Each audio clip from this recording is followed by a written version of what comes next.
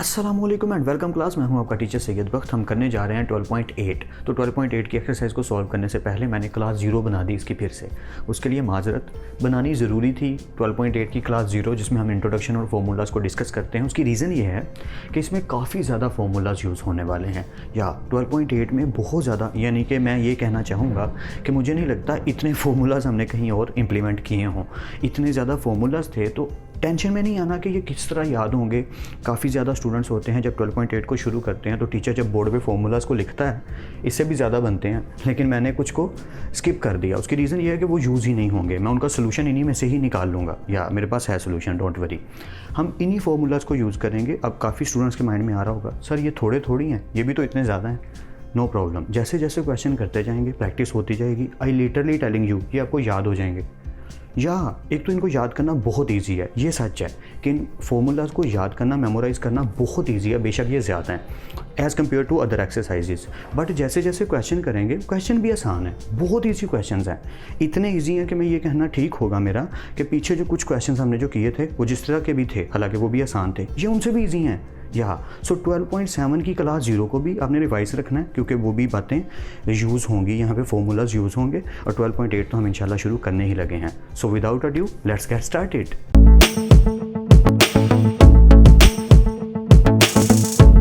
Welcome back class. तो start करने लगे हैं 12.8 की क्लास 0। हम क्लास 0 में मैंने जैसा कि आपको कहा कि इंट्रोडक्शन एंड फार्मूला की क्लास है। इंट्रोडक्शन तो इसमें ज़रूरत ही नहीं है, सिंपली फार्मूलाज को यूज़ करना है। इनमें ना सबसे ज़्यादा जो यूज़ होने वाले फार्मूलाज हैं यार, वो हाफ एंगल फार्मूलाज हैं। या हाफ एंगल फार्मूला मतलब साइन के भी 3, कोस के भी 3, टेंजेंट के भी 3। तो इनको याद करना बहुत ईजी है, क्वाइट ईजी फॉर मी, मतलब आपके लिए भी हो जाएगा कि मेरा ये कहना ठीक होगा कि बहुत ईजीली ये याद हो जाते हैं। और जब क्वेश्चन को हम करते हैं ना, तो जिस तरह क्वेश्चन करते जाते हैं उस तरह मेमोराइज होते जाते हैं। यानी कि अगर ये कहूँ मैं, तो ये कहना ठीक होगा कि सिर्फ फार्मूला याद करेंगे तो नहीं होंगे, क्वेश्चंस करेंगे तो अब याद होंगे। ठीक है, ये याद रखना है आपने, और ये तो आपको पता भी होगा। ओके, क्वेश्चन है किस तरह से, sine alpha over 2, sine beta over 2, sine gamma over 2। जब अल्फा ओवर 2 आएगा, ये याद रखना है, साइन में जब अल्फा आएगा तो जब हमारा फॉर्मूला आगे ऑपरेट होगा तो स्क्वायर रूट में इसकी साइड नहीं आएगी। ट्राइंगल जब हम ड्रॉ करते थे, चले रफ सी एक ट्राइंगल ड्रॉ कर लेते हैं ताकि कुछ बातें रिवाइज हो जाए। एक साइड होती थी ए, एक बी, एक सी। कॉर्नर्स आई मीन टू से, अल्फा जिसके सामने स्मॉल ए साइड, ओके, बीटा जिसके सामने स्मॉल बी साइड, और गैमा जिसके सामने, ये रफ सा है यार, ठीक है, उसके सामने स्मॉल सी साइड। अब पॉइंट ये है कि अल्फा की साइड क्या बनती है, ए। तो अल्फा का जब फॉर्मूला साइन में आएगा हाफ एंगल में, तो अंदर ए नहीं होगा। याद करना बहुत ईजी है, कैसे, स्क्वायर रूट में s minus b, s minus सी, और नीचे वही दोनों बी सी साइड्स।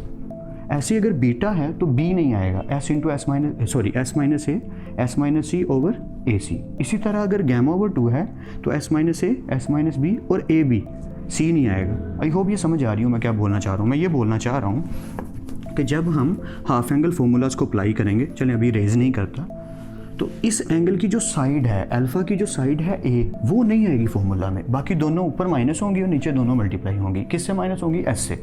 सिंपल है।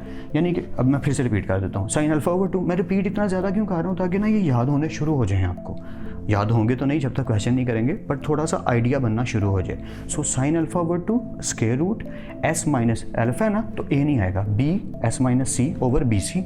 साइन बीटा ओवर 2 यानी कि बी नहीं अब आएगा, square root s minus A, S minus c over a c. Sine gamma over 2 square root, मेरे साथ रिपीट करते जाइए, अब सी नहीं आएगा, एस माइनस ए, एस माइनस बी ओवर ए बी। तो ये हो गए साइन के तीनों फॉर्मूलाज हो गए। कोज थोड़ा सा चेंज है, मतलब कुछ खासा फर्क नहीं है, बस थोड़ा सा चेंज है, नीचे वाली वैल्यू सेम रहेंगी। अब ऊपर चेंज होगा क्या, एक ही चीज़ फ़र्क आएगी। जैसे को साइन अल्फा ओवर 2 में s minus b, s minus c आ रहा था और वो नहीं आ रहा था जो हमें इसकी साइड चाहिए, इसमें वो साइड आएगी एस इंटू एस माइनस ए। यानी अल्फ़ा की दफ़ा कोज में क्या होगा, एस इंटू एस माइनस ए, और नीचे बाकी दोनों साइड्स बी सी। ऐसे ही अगर कोज बीटा ओवर 2 है तो S into S minus B, और नीचे दोनों बाकी वाली साइड्स ए सी। ऐसे ही कोस गैमा ओवर 2 में एस इंटू एस माइनस सी, और नीचे बाकी दोनों sides A B. I hope ये आइडिया हो रहा है कि किस तरीके से ये काम करता है। बाकी लिटरली टेलिंग यू, टेंशन में मत आए, बस इन्हें नोट कर लें एक दफ़ा, ताकि जब हम क्वेश्चंस को करें तो उस टाइम आपको मेमोराइज ना भी हो तो साथ साथ रिवाइज होते जाएं। सो सब जब साथ साथ रिवाइज करते जाते हैं, मैं ये बातें क्यों बार बार दोहरा रहा हूँ यार, मैंने जब भी एक्सरसाइज करवाई है ना, स्टूडेंट्स को सबसे ज़्यादा डर इन फॉर्मूला से लगा, क्वेश्चन से नहीं। क्वेश्चन इतने ईजी हैं, तो आप टेंशन में मत आना। मैं इसलिए इतना ज़्यादा बार बार कह रहा हूँ कि आप इजी होके इनको बस लिख लो। जैसे जैसे क्वेश्चन होते जाएंगे आपको ये खुद ही याद हो जाएंगे। ऐसे ही होता है, बचपन में भी जो क्वेश्चंस किए थे, फॉर्मूलाज किए थे, प्लस बी का स्क्वायर ए माइनस बी का स्क्वायर, वो कैसे याद हुए थे? क्वेश्चंस कर करके। या आई नो, मैं स्टूडेंट की साइकी इसलिए समझता हूँ क्योंकि मैं भी एक स्टूडेंट हूँ, स्टूडेंट रह भी चुका हूँ, तो ये भी आपको साथ साथ याद होते जाएंगे। आई होप ये क्लियर हो गया होगा, साइन एंड कोस। अब बात करते हैं टेंजेंट की, और मैं इसे इरेज कर देता हूँ ताकि हमारा बोर्ड थोड़ा सा साफ रहे। टेंजेंट, ओके, तो यहाँ से बात करते हैं टेंजेंट की। तो टेंजेंट जैसे होता है साइन ओवर कोस, वही काम होगा। साइन की ऊपर वाली साइड और कोस की भी ऊपर वाली साइड, लेकिन आएगी कैसे? Sine over cos. देखिए कैसे, tangent alpha over 2 square root sine की अल्फा ओवर 2 में ऊपर वाली साइड क्या होती थी? S minus b s minus सी, और कोस की ऊपर वाली साइड क्या है? S into S minus a. तो ये दोनों का कम्बिनेशन है, यानी कि आपको याद होगा हमने बहुत पहले पढ़ा था जब 9.4 शुरू की थी, चैप्टर 9 शुरू किया था, कि टेंजेंट किसके बराबर है?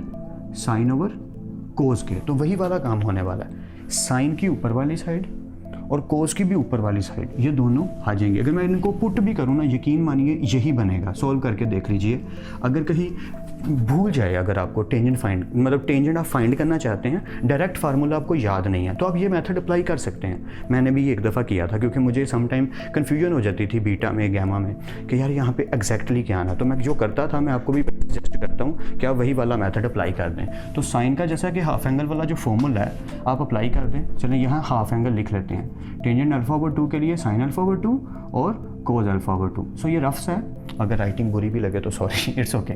सो टेंजेंट अल्फा ओवर 2 के लिए sign alpha over 2 over cos alpha over 2। तो साइन अल्फा ओवर 2 का फॉर्मूला क्या है?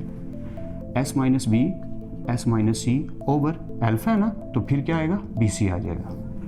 आई होप ये क्लियर है, क्योंकि ए नहीं ना आना, कोस के अंदर ए आना है, यानी एस इंटू एस माइनस ए और बाकी नीचे दोनों साइड्स बी सी। अब हम जानते हैं अगर मैं इनको सेपरेट करूँ, मतलब स्क्वायर रूट को अलग अलग करूँ, मैं पूरे स्टेप कर रहा हूँ ताकि आपको यार समझ आ जाए। S minus b s minus सी और नीचे वाला बी सी अलग स्क्वायर रूट में, नीचे भी ऐसे ही एस इंटू एस माइनस ए और नीचे वाला स्क्वायर रूट अलग स्क्वायर रूट में। ये रफ्स है यार, राइटिंग पूरी भी हो तो गुजारा कर लेना। अब हमें जानते हैं कि ऊपर भी फ्रैक्शन और नीचे भी फ्रैक्शन अगर सेम हो तो वो कट जाते हैं, तो बचा क्या? ये बचा class s into S minus b s minus c, s into नहीं sorry s minus b s minus सी, और नीचे क्या आ रहा है? S into S minus a. तो देखिए यही है ना, बात समझ आ गई होगी। यही होप मैं जो बताना चाह रहा था, या कि आपने sign alpha over 2 cos alpha over 2 को अगर आप सॉल्व भी करें तो एट दी एंड यही बनेगा जो मैंने लिखा हुआ है। इसलिए सॉल्व किया यार कि अगर भूल जाए ना, मेरे कुछ ब्रदर्स को सिस्टर्स को अगर कुछ भूल जाए भाइयों, मतलब अगर भूल जाए ना फॉर्मूला टेंजेंट का, तो एक आसान तरीका है, दोनों फॉर्मूलाज आपको याद हैं अगर, तो आप अप्लाई करके टेंजेंट निकाल सकते हैं। आई होप ये क्लियर होगा यहाँ तक। Let's continue. So tangent alpha over 2 into S minus b s minus c over s into S minus a. Beta over 2 में क्या होगा? S minus A S minus c, यानी कि बी ऊपर नहीं आएगा, नीचे आएगा S into S minus b. इधर भी ऐसे ही एस गैम है तो सी नीचे आएगा S into S minus C, ऊपर बाकी दोनों S minus A S minus B. So I hope ये भी आपको बहुत ईजिली याद हो जाएंगे जैसे जैसे प्रैक्टिस होती जाएगी। टेंजेंट के क्वेश्चंस की इतनी टेंशन नहीं लेनी, ये आप निकाल सकते हो। इनको ज़रूर मेमोराइज़ करना है, इतनी प्रैक्टिस करनी है कि ये बिल्कुल आयतल कुर्सी की तरह, सूरतुल फातिहा की तरह याद हो जाएँ। इतना ज़्यादा प्रैक्टिस करना है। आखिरी चीज़ें, ये कुछ फॉर्मूलाज हैं जो सबसे ज़्यादा यूज़ होने वाले हैं 12.8 में। ये भी बहुत ज़्यादा यूज़ होंगे, बट ये तो जान ही नहीं छोड़ेंगे यार, ये सबसे ज़्यादा यूज़ होंगे और ये इजी भी बहुत हैं। मतलब अगर मुझे आप कहो तो मैं कहूँगा ये जो फॉर्मूलाज हैं ये इससे भी ज़्यादा आसान है, बस क्या है? प्रैक्टिस और याद करने की बात है। तो इसमें 3 चीज़ें मैंने लिखी। एक और चीज़ होती है रेडियस ऑफ सर्कम सर्कल के लिए, वो आर के लिए ना काफ़ी ज़्यादा, कैपिटल आर के लिए 3 फार्मूलाज होते हैं, वो मैंने नहीं लिखे। क्वेश्चन नंबर 8 में ज़्यादातर टीचर्स वो क्वेश्चन उन फॉर्मूला से करवाते हैं, पर मैंने क्वेश्चन नंबर 11 के लिए एक और सोल्यूशन ढूंढ लिया है। वो हम एक और मेथड से करेंगे जो 12.7 में हम पढ़ चुके हैं, बट वो लंबा फॉर्मूला याद करने की ज़रूरत नहीं पड़ेगी, तो मैंने उसका सोल्यूशन ढूंढ लिया। सो डोंट वरी, अभी आपने सिर्फ यही याद करने हैं, पूरी एक्सरसाइज इन्हीं से मैं करवाऊँगा, डोंट वरी। अब 3 फॉर्मूला कौन कौन से हैं? Radius of in circle, sometime ना ऑब्जेक्टिव में पूछ लेता है वो, इसलिए मैंने इनके टाइटल लिख दिए। Radius of in circle, circle के अंदर का जो रेडियस है आर, से डिनोट होगा, स्मॉल आर, ठीक है। और ये इक्वल है डेल्टा ओवर एस। ये ट्राइंगल की शेप याद होगी, 12.7 में डिटेल से हमने पढ़ा था। एरिया ऑफ ट्राइंगल के लिए हम ये वाली शेप को डिनोट करते हैं, इस शेप को यूज़ करते हैं। तो ये शेप कहलाती क्या है? डेल्टा। आप चाहें तो लिख लें कि इस शेप को हम डेल्टा कहते हैं। मैं चले यहाँ बना देता हूँ। इस शेप को हमने, अब जो वर्ड यूज़ करना है ना इसके लिए, वो वर्ड यूज़ होना है डेल्टा। बार बार बोलेंगे ना, इसलिए मैंने लिख दिया कि आपने याद रखना है इसको क्या कहते हैं, डेल्टा। और है ये क्या? Area of triangle. So small R is equal to delta over S, area of triangle and half of perimeter. ये एस क्या है यार? वही वाला एस जो हमने इतनी दफ़ा पढ़ चुके हैं। यहाँ पे भी तो वही एस लगेगा। When you are going to find out S, S is equal to A plus B plus C over 2। I hope ये क्लियर है। तो एरिया ऑफ ट्राइंगल का फॉर्मूला अगर मुझे कहो तो मैं कोई स्पेसिफिक नहीं बताना चाहूँगा। एरिया ऑफ ट्राइंगल के फॉर्मूलाज हमने 12.7 में बहुत ज़्यादा पढ़े थे, जिसमें एक एंगल 2 साइड्स गिवन हो, तीनों साइड्स गिवन हो, 2 एंगल 1 साइड गिवन हो, मतलब वो डिफरेंट टाइप पड़ी थी। बट एक जो नॉर्मली सबसे ज़्यादा यूज़ होता है जब तीनों साइड्स गिवन हो, तो वो है हीरो फॉर्मूला, यानी कि S into S minus A, S minus B and S minus C. Rough सा है, बस आपको आइडिया देने के लिए लिख रहा हूँ कि हीरो फॉर्मूला सिंपल वे में हम यूज़ कर लेते हैं जब तीनों साइड्स गिवन हों। तो डेल्टा ऐसे निकलेगा और एस ऐसे निकलेगा, बस इनकी वैल्यूज़ निकाल के पुट करेंगे तो स्मॉल आर निकल आएगा क्वाइट ईजीली। या नेक्स्ट कंटिन्यू करते हैं। रेडियस ऑफ सर्कम सर्कल, ये कैपिटल आर से डिनोट होता है और ये A B C over 4 delta.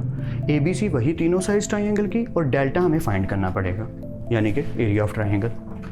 I hope ये समझ आ रहे हैं फॉर्मूलाज, ठीक है। आखिरी चीज़, रेडियस ऑफ एस्क्राइब्ड सर्कल। अब ये चीज़ क्या होती है, इसको डिटेल में जाने की ज़रूरत नहीं, बस फॉर्मूलाज को याद करना है कि small r1, small r2, small r3 बहुत ईजी है यार याद करने। r1 बराबर है डेल्टा ओवर एस माइनस ए। 1 में ना a आएगा, 2 में b आएगा और 3 में c आएगा। Quite easy. क्या? r1 में delta over S minus A, r2 में delta over S minus B, r3 में delta over S minus C. I hope ये याद हो जाएंगे। तो ये वाले फॉर्मूलाज और ये वाले फॉर्मूलाज जो आपको खड़ूस लग रहे हैं नहीं, इजीली याद हो जाएंगे, क्वेश्चन भी इजीली समझ आ जाएंगे। तो टेंशन में बिल्कुल नहीं आना, ये मैं सही कह रहा हूँ कि आपने टेंशन में बिल्कुल नहीं आना। रिलैक्स होकर इनको नोट करना है। क्वेश्चन जब हम करेंगे साथ साथ रिवाइज करते जाना है एक्सरसाइज के ख़त्म होने तक। आई अश्योर यू ये सारे के सारे फॉर्मूलाज आपको फर याद होंगे, गारंटीड। बस एक शर्त है कि हाँ, क्वेश्चन की प्रैक्टिस ज़्यादा करनी है। एक क्वेश्चन को एक दफ़ा करके ये नहीं सोचना आ गया, नो, उसको 2 to 3 टाइम्स आपने रिवाइज ज़रूर करना है हर क्वेश्चन को। अब आप कहेंगे सर इतने क्वेश्चन है 12.8 के, इतने पार्ट्स, तो नो प्रॉब्लम। या सब जितने भी मूवीज़ में हीरोज़ को देखते हैं, जितने भी लोग स्टूडेंट होते हैं, हमने देखा होगा सीन्स में कि वो कितने कितने घंटे पढ़ते हैं लगातार, कितने कितने आवर्स की लगातार की स्टडी होती है उनकी। मेरे स्टूडेंट जानते हैं, मैं कई दफ़ा उन्हें बता चुका हूँ कि एक दफ़ा मैंने भी 21 घंटे 21 आवर्स एक ही दिन में सिक्वेंशली पढ़ा था, टाइम नोट करके। या नमाज़ पढ़ी, कुरान पाक पढ़ा, खाना खाया, वॉशरूम गए, रेस्ट बिल्कुल नहीं की, सिर्फ एक टेबल पे बैठा हूँ और पढ़ी जा रहा हूँ। या मैं, मेरा कंप्यूटर, चाय का मग और पढ़ाई, 21 घंटे लगातार मैंने भी पढ़ा था। तो मैंने वो नोट इसलिए किया था कि मैं चेक करना चाह रहा था कि मैक्सिमम पढ़ा जा सकता है। यार पढ़ा गया था, फिर एक रूटीन बन गई थी। फिर आम तौर पे मैं 13 घंटे 16 घंटे रूटीन में पढ़ने लग गया था। इंजीनियरिंग के डेज से हो जाता है, आप भी कर सकते हो, डोंट वरी, आप ईजीली कर पाओगे। मैं बहुत ज़्यादा स्टूडेंट्स को जानता हूँ जो वाकई रोज़ 8-8 10-10 घंटे पढ़ते हैं। ये वो स्टडी नहीं है जो कॉलेज में करवाई जा रही है, जो अकेडमी में करवाई जा रही है, जो यूट्यूब से पढ़ी जा रही है। नो, ये वो स्टडी है जो आपने खुद करनी है, खुद को बिठा के। आई होप मेरी बात समझ आ रही है। तो फिर मिलते हैं एक्सरसाइज में। तब तक अपना और अपने घर वालों का ख्याल रखिएगा। खुद आप सबको खुश रखे और कामयाब करे। खूब मेहनत करते रहिए स्मार्ट वर्क के साथ और सबकी मदद कीजिए यार। अल्लाह हाफिज़।